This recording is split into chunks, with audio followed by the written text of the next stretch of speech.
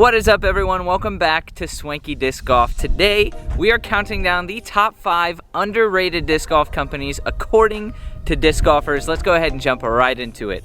We're gonna start off with some honorable mentions, guys. So the way we do this is we go over to our community tab and we post asking people what they think the most underrated disc golf company is. And honestly, I had no idea how many disc golf companies were out there. There were easily over 30 or 40 different disc golf companies commented. Some of the higher up ones that just barely missed the poll were DGA, Mint Discs, Axiom, and Streamline, of course. Castaplast was right up there. So after that post, we took the top 5 most commented disc golf companies and we put them in a poll and had people vote on the poll, and over 2,000 disc golfers weighed in, and here's what they said. Coming in at number 5, we actually have Lone Star Discs. Lone Star Discs got the most comments out of any other disc golf company, but they were not quite there with the votes. They got 5% of the votes. From my understanding, they manufacture their own discs out of Texas. They boast that it's one of the only companies that everything takes place in Texas, from manufacturing, design, shipping, everything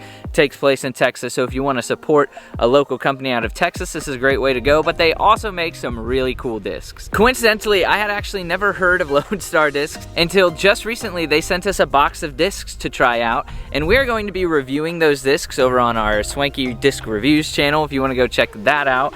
A couple of my favorites so far out of Lone Star is the MIDI. Now, the MIDI is the first disc to ever come out of Lone Star and get PDGA approved. It is a great, just awesome feeling, slightly overstable mid-range. It reminds me kind of like a slightly more overstable ESP Buzz, but it flies so well, feels great. They also have really cool artwork. My other favorite out of Lone Star so far has been the Mad Cat. Yeah, I've been throwing the Mad Cat in alpha plastic and it's really nice. Feels kind of like a Star Firebird, but it's a little bit straighter, a little bit glidier, not quite as overstable, but it does still have a super consistent overstable finish. 9-speed fairway driver.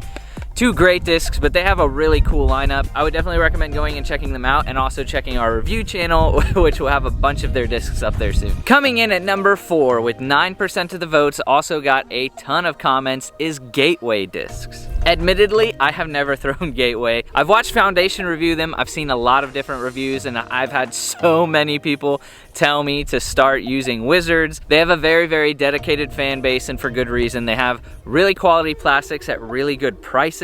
They are definitely a super underrated company. Like I said, I have not personally thrown the plastic, but I have had people that I trust very much so recommend me the plastic, so I will safely recommend you guys definitely go check out Gateway, especially for their prices. Coming in at number 3, we actually had such a tight race between the number 3 and the number 2 spot, but getting edged out by just 1%.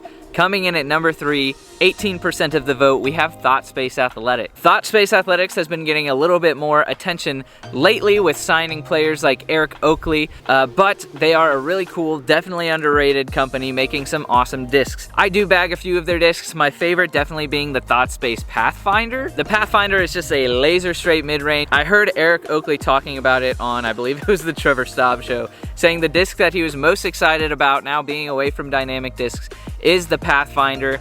He put it perfectly and said that it feels like a Buzz, but it flies like a Buzz SF. Feels great. I also personally bag a Praxis, which is a nice straight flying approach discs. MVP actually manufactures Thought Space Athletics plastic, if I'm not mistaken. And we all know MVP is an awesome company, and they make very, very consistent molds with very, very consistent quality. And also with Thought Space, you get the best, absolutely the best artwork in the game. Super cool company, be sure to check them out. Coming in at number 2 with 19% of the vote, like I said, barely edging out Thought Space Athletics, we actually have Westside Discs. Now, admittedly, Westside Discs and also the number 1 that you're about to hear are under the more well-known side of underrated, I will say. But I think why most people are voting for especially these top 2 is because they're so overshadowed by the competition of things like Discraft, Innova, Discmania, and even Prodigy and MVP at this point. Westside is a really awesome company and they make really consistent discs. I've had many Westside discs come and go out of my bag, and I've never had any issues with flashing or inconsistent mold. I remember one of my first drivers that I ever owned as a beginner was the Westside Hatchet, and I absolutely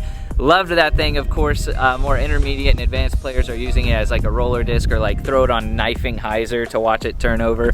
But it's one of the best beginner drivers out there. I always recommend it to people. And of course, the Westside Harp is one of the best approach discs in the game, along with many others in the West Side lineup. Yeah, really awesome company coming in at number 2. Okay, now we are moving into the number 1 underrated disc golf company in the world according to disc golfers. Before we jump into it, guys, do not forget to subscribe to the channel so that you can take part in these polls. You can also consider hitting the join button below to get access to a bunch of exclusive content, podcasts. We also interact with those people a lot, and it's only 99 cents a month. It helps support the channel a lot too, so we can go out and do really cool things in the community. You can consider doing that, and like I said, check out our review channel for a lot of awesome reviews coming up. The number 1 underrated disc golf company, we have Latitude 64. Now, like I said, Latitude 64 is also going to be on the much higher end of underrated, but they are massively overshadowed. Latitude 64 took 50% of the vote, and I actually kind of fully support this, especially their main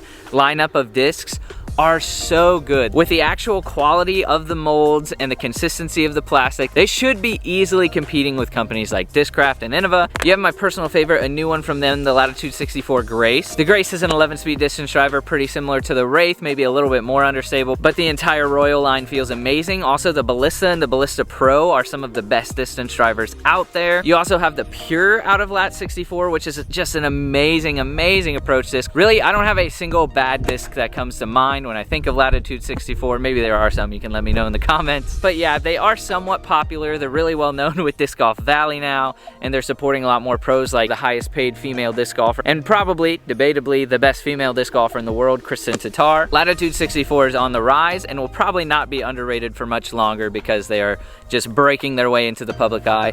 But that is the list, guys. Let us know what you think. What companies did we miss? What companies did you like that were on the list? Let us know in the comments below, and like I said, don't forget to subscribe to see more.